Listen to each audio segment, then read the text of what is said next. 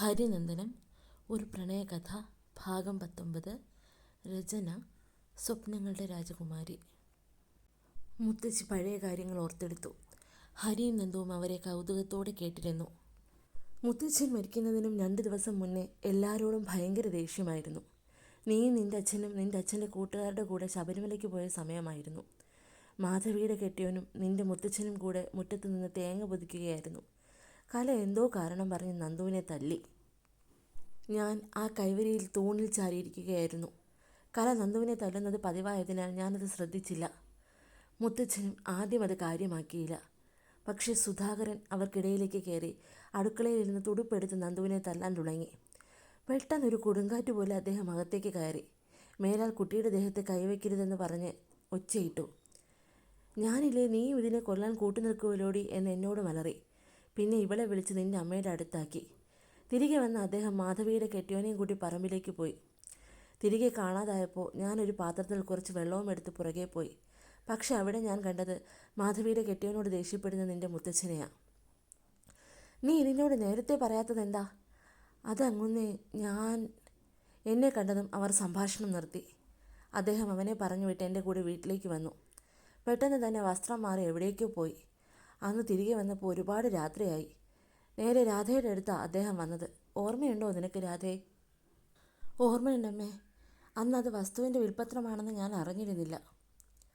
അമ്മാവൻ്റെ മരണാനന്തര ചടങ്ങുകൾ കഴിഞ്ഞ് സുധാകരൻ എന്തോ ആവശ്യത്തിനായി പ്രമാണം അന്വേഷിച്ചപ്പോഴല്ലേ അത് അവിടെ ഇല്ല എന്നറിഞ്ഞത്.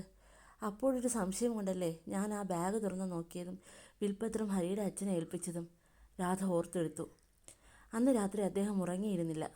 രാവിലെ അദ്ദേഹത്തിൻ്റെ പെരുമാറ്റം സുധാകരനെ ഒരുപാട് വിഷമിപ്പിച്ചു എന്ന് ഞാൻ പറഞ്ഞപ്പോൾ എല്ലാവരും ഇനി വിഷമിക്കാൻ പോകുന്നതേ ഉള്ളൂ എന്ന് പറഞ്ഞ് മുറിക്കകത്ത് നടക്കാൻ തുടങ്ങി. പഴയ കടലാസുകൾ എന്തൊക്കെയോ അടുക്കിയെടുത്തു വെച്ചു. എരുമേലി വഴി ശബരിമല ദർശനത്തിന് പോയ നിങ്ങൾ സമയം കഴിഞ്ഞും തിരികെ എത്താത്തതാകും അദ്ദേഹത്തിൻ്റെ വെപ്രാളത്തിന് കാരണമെന്നാണ് ഞാൻ വിചാരിച്ചത്. അന്ന് രാവിലെ എന്തോ കാര്യം പറഞ്ഞ് സുധാകരനും കലയും തമ്മിൽ വലിയ വഴക്കായി. സുധാകരൻ കലയെ അടിക്കാൻ കൈയോങ്ങി. കല പേടിച്ച് നിലവിളിച്ചു. അദ്ദേഹം സുധാകരനെ വിളിച്ച് മാറ്റി നിർത്തി. എന്തോ സംസാരിച്ചു. മുഖഭാവത്തിൽ നിന്നും അദ്ദേഹം അവനോട് ദേഷ്യപ്പെട്ടതാണെന്ന് എനിക്ക് മനസ്സിലായി. അന്ന് സുധാകരൻ ഭക്ഷണം പോലും കഴിക്കാതെ ജോലിക്ക് പോയി.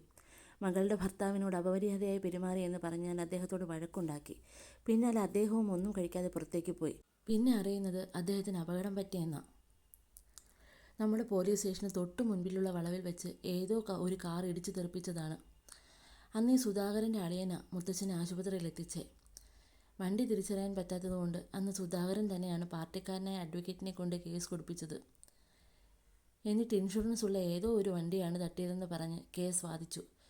ഫീസ് കൂടാതെ അന്ന് കോടതി വിധിച്ച പണത്തിൻ്റെ ഒരു വിഹിതവും അന്ന് ആ വക്കീലിന് കൊടുത്തു. ആ കാശ് മുഴുവൻ ഞാൻ കലയ്ക്ക് കൊടുത്തു എന്ന് പറഞ്ഞ് നിൻ്റെ അച്ഛൻ എന്നോട് വഴക്കിടുകയും ചെയ്തു. ഇനി മക്കൾ പോയി കിടന്നോ. ഇന്നലെ രാത്രി ഒരു പോള കണ്ണടച്ചിട്ടില്ല. ഇന്ന് സമാധാനമായി ഉറങ്ങണം. ഹരി മുറിയിലേക്ക് പോയി. നന്ദു അന്ന് അമ്മായിയുടെയും മുത്തശ്ശിയുടെയും കൂടെ ഉറങ്ങി. ഞായറാഴ്ച രാവിലെ തന്നെ കല്യാണപ്പെണ്ണിനെ അണിയിച്ചൊരുക്കാനായി അന്ന വന്നു.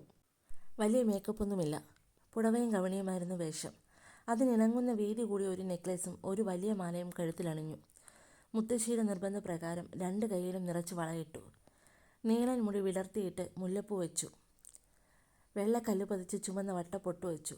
വിടർന്ന കണ്ണുകൾക്ക് കരിമഷി അഴകായി. ഒരുങ്ങിയിറങ്ങി വന്ന നന്ദുവിനെ കാണെ ഹരി അറിയാതെ ഉമിനീരിറക്കി. എല്ലാവരുടെയും അനുഗ്രഹം വാങ്ങി അവർ അമ്പലത്തിലേക്ക് പുറപ്പെട്ടു. ദേവിക്ക് മുൻപിൽ കണ്ണുകളടച്ച് പ്രാർത്ഥിച്ചു നിന്ന നന്ദുവിൻ്റെ കഴുത്തിൽ ഹരി താലി ചാർത്തി. കരയോഗക്കാർക്കും അമ്പലത്തിലെ ജീവനക്കാർക്കും വിവാഹത്തിൽ പങ്കെടുത്തവർക്കുമായി പ്രഭാത ഭക്ഷണം ഒരുക്കിയിരുന്നു. രാധ നേരിട്ട് പോയി സുധാകരനെയും കലയും ക്ഷണിച്ചതിനാൽ നാട്ടുകാരെ ബോധിപ്പിക്കാനായി അവർ വിവാഹത്തിൽ പങ്കെടുത്തു. ടീച്ചറമ്മ വീട്ടിലെത്തി വധൂവരന്മാരെ അനുഗ്രഹിച്ചു.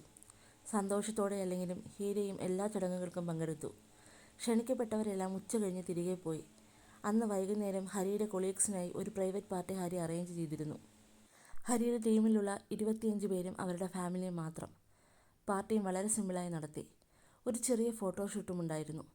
രാത്രി രാധയുടെ നിർദ്ദേശപ്രകാരം നന്ദുവിനെ ഹരിയുടെ മുറിയിലാക്കിയത് ഹീരയാണ്. എവിടെ? പാലെവിടെ? സെറ്റും മുണ്ടും മുല്ലപ്പൂവും എവിടെ?